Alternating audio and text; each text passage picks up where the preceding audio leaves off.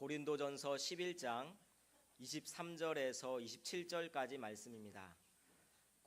고린도전서 11장 23절에서 27절까지 말씀, 신약성경 277면에 있습니다. 고린도전서 11장 23절에서 27절까지 한 절씩 교독하시겠습니다. 내가 너희에게 전한 것은 주께 받은 것이니 곧 주 예수께서 잡히시던 밤에 떡을 가지사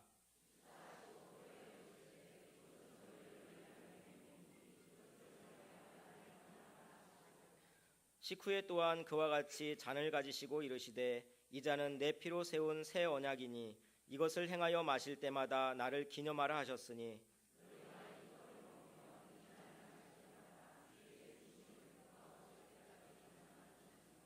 함께 읽겠습니다. 그러므로 누구든지 주의 떡이나 잔을 합당하지 않게 먹고 마시는 자는 주의 몸과 피에 대하여 죄를 짓는 것이니라.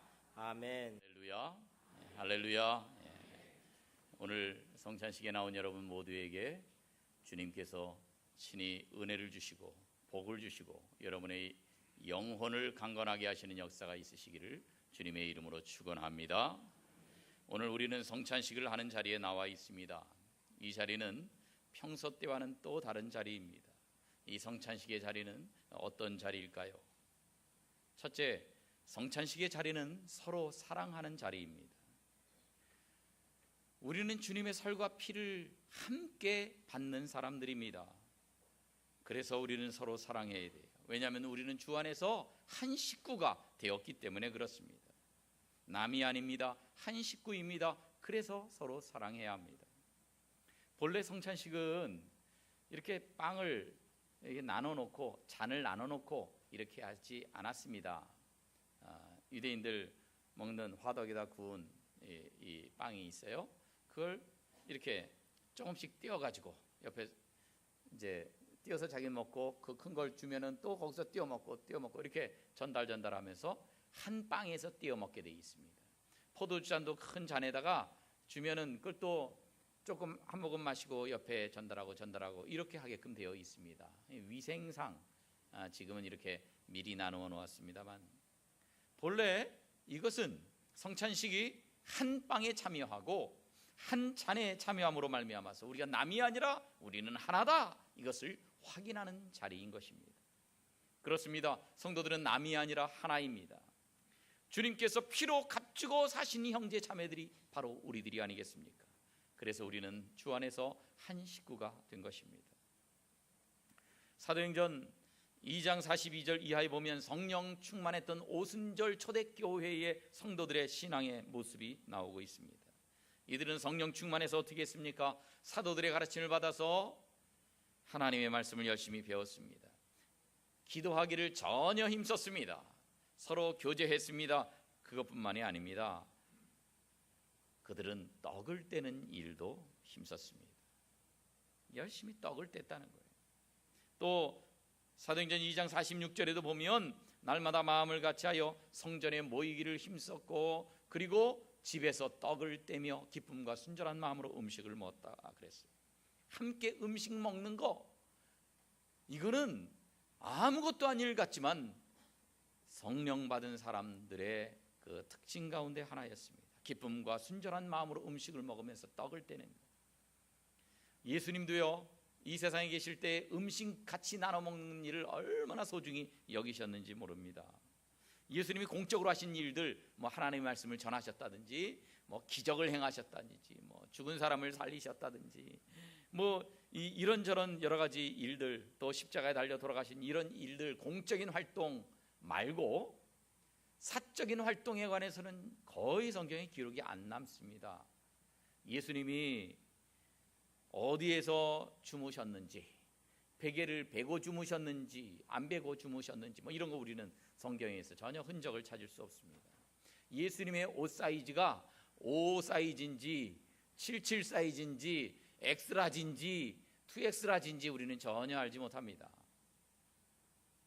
예수님의 옷을 세탁을 본인이 하셨는지 제자들이 했는지도 우리는 모릅니다. 사적인 것 성경에 안 나와 있습니다. 그러나 예수님의 사적인 삶이라고 보여지는 가운데 그 성경의 기록에 남아 있는 것이 식사하신 장면들입니다.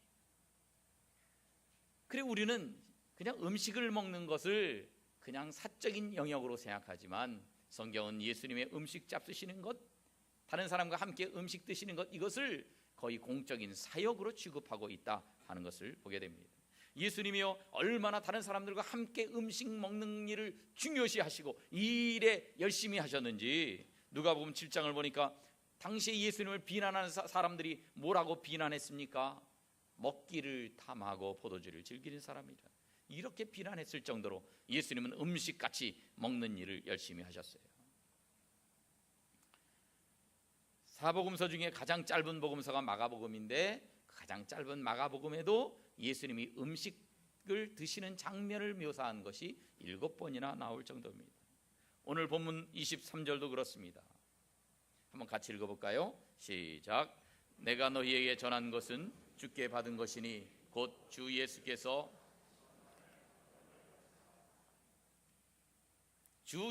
잡히시던 밤에 이제 한 두세 시간 후면은 예수님이 체포당하십니다. 신문 받으시고 매 맞으시고 십자가에 달려 돌아가셔야 됩니다. 죽기 전에 이제 두세 시간밖에는 없습니다. 그 시간에 제자들에게 한 말씀이라도 더 가르치셔야죠. 예수님 안 계시면 12제자가 이 교회 기둥과 같이 되고 각 곳에 가서 선교하면서 남들을 가르칠 입장인데 아직 부족하거든요.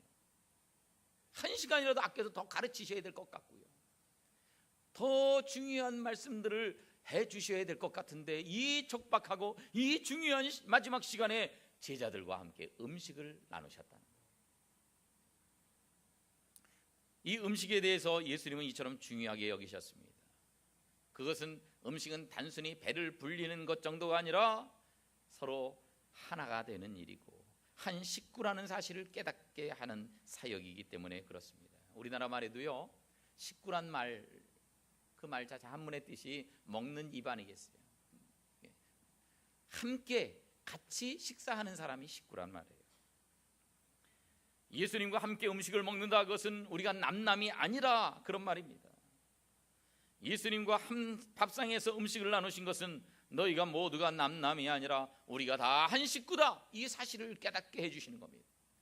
예수님은요 식사를 할 때 높은 사람들만 식사하고 명망이 있는 사람들하고만 식사하신 게 아닙니다. 오히려 세리들과 함께 음식을 잡수셨습니다. 당시에 지탄받는 사람들이었어요. 그런데 그들과 함께 식사하시면서 세리들, 당신도 내 식구입니다, 그렇게 받아들이신 겁니다. 사람들에게 손가락질 받는 창기와 같은 사람들과도 음식을 같이 잡수셨습니다. 세상 사람들이 당신들을 더럽다고 하지만 당신들도 내 식구요, 예수님은 그렇게 인정하신 겁니다. 예수님은요 가난한 사람, 비천한 사람, 세상 사람들이 무시하는 사람들과 함께 식사를 나누셨습니다. 세상 사람들은 당신을 무시해도, 세상 사람들은 업신여겨도 당신은 내 소중한 사랑하는 식구요, 주님은 그들을 하나님의 사랑하는 식구로, 소중한 형제 자매로 받아들이셨습니다. 세상 사람들은 안 그래요. 사람들이 이렇게 손가락질하는 사람들과 어울리길 싫어합니다. 눈치 봅니다. 그러나 예수님은요 세상 사람들이 손가락질하는 사람, 가깝게 가려고 하지 않는 사람들을 부르셔서 함께 식사를 나누시면서 우리는 식구입니다, 나는 당신을 사랑합니다, 그들을 가슴에 안으시고 한 식구가 되려고 하시는 것입니다. 참으로 놀라운 일이 아닐 수 없어요. 여러분, 오늘 성찬을 받으면서 우리도 예수님과 같이 다른 사람들에게 귀중히 여김을 받지 못하고 때로는 가난하고 그리고 소외된 사람들을 찾아서 부르고 함께 식사하고 함께 사랑을 나누는 어려운 이웃을 돕는 사람이 되어야 하지 않겠습니까? 따라합시다. 어려운 이웃을 돕자. 우리 교회도 할 수만 있는 대로 어려운 이웃을 도우려고 애를 쓰고 있는데, 오늘 성찬을 받으면서 우리가 기억해야 될 것이 있습니다. 우리가 성찬을 받을 때는 예수님처럼 어려운 사람들, 다른 사람들로부터 소외당한 사람들, 그 사람들을 찾아가고 그 사람들을 도울 수 있어야 한다 하는 것입니다. 주님은 이 성찬은 한 식구가 돼서 서로 사랑하는 거라 그랬어요. 여러분, 성찬을 받으면서 우리는 사랑을 회복해야 돼요. 여러분 집안 식구들, 여러분 가까운 친척들, 이런 사람들과 지난 추석 때 대판 싸우고 아직도 화해하지 못한 분들이 계십니까? 오늘 성찬을 받으면서 그들을 용서하고 사랑을 회복해야 합니다. 혹시 성도들 간에 불화하고 서로 이야기도 나누지 않고 인사도 잘하지 않는 그런 대상이 혹시라도 있습니까? 우리가 남이 아니라 서로 사랑하는 한 식구라고 하는 공동체 의식을 이 성찬의 자리에서 우리가 회복해야 합니다. 그래서 우리는 모든 사람과 서로 사랑하는 자리가 되어야 돼요.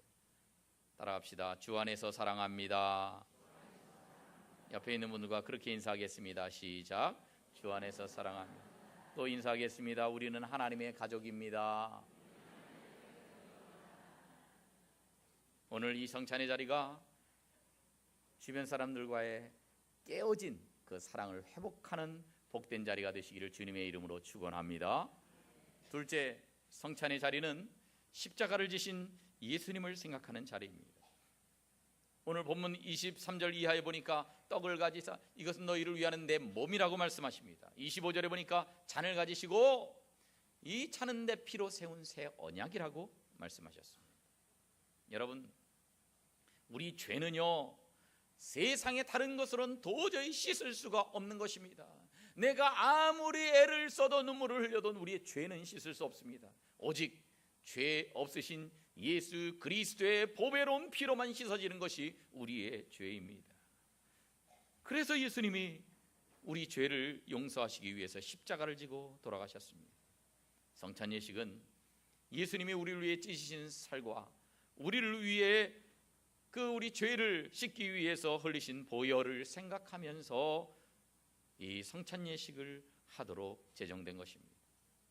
그래서 우리 성찬을 받으면서요, 이 성찬에서 우리가 예수님을 생각하지 딴 걸 생각하면 안 됩니다. 성찬을 바라보면서 이게 음식이다, 이게 뭐 포도주다, 이렇게 생각하는 게 아니란 말이에요. 예수님을 생각해요. 성찬을 받아 먹으면서 이거 빵을 줄려면 좀 많이 줄 것이지, 요게 뭐냐, 이게 선나 껍쟁이만큼 주네.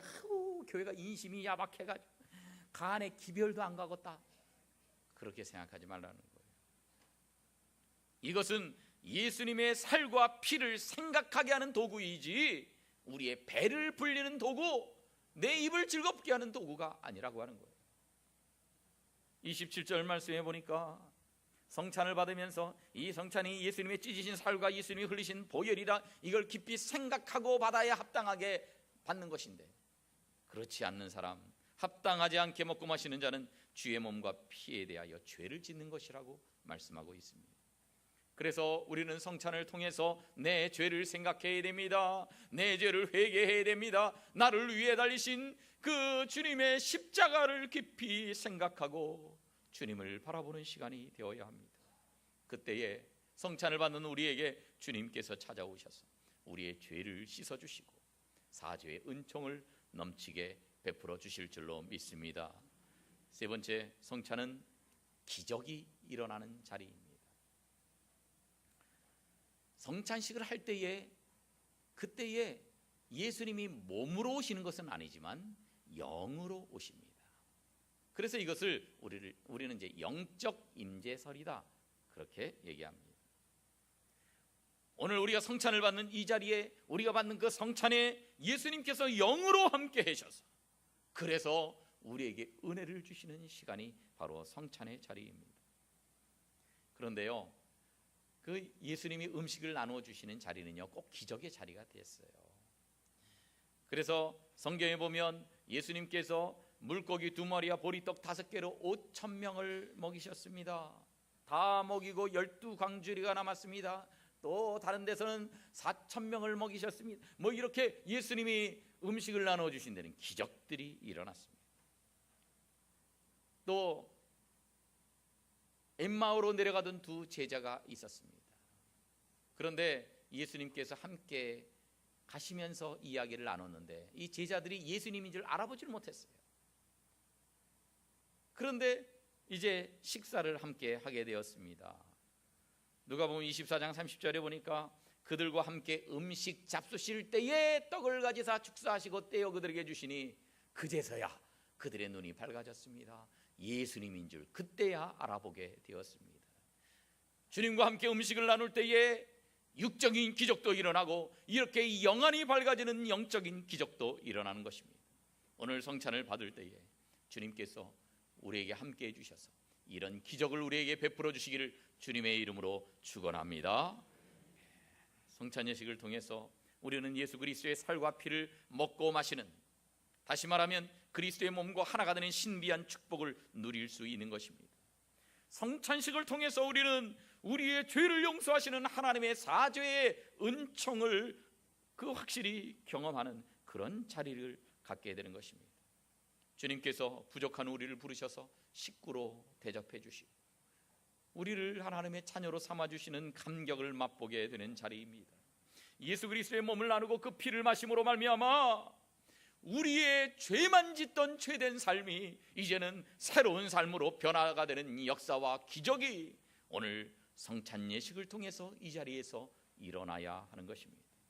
아무쪼록 오늘도 성찬의 자리가 우리가 영적으로 놀랍게 변화되는 기적의 자리가 되시기를 주님의 이름으로 축원합니다. 마지막으로 성찬의 자리는 전도의 자리입니다. 오늘 본문 26절 다 같이 함께 읽겠습니다. 시작. 너희가 이 떡을 먹으며 이 잔을 마실 때마다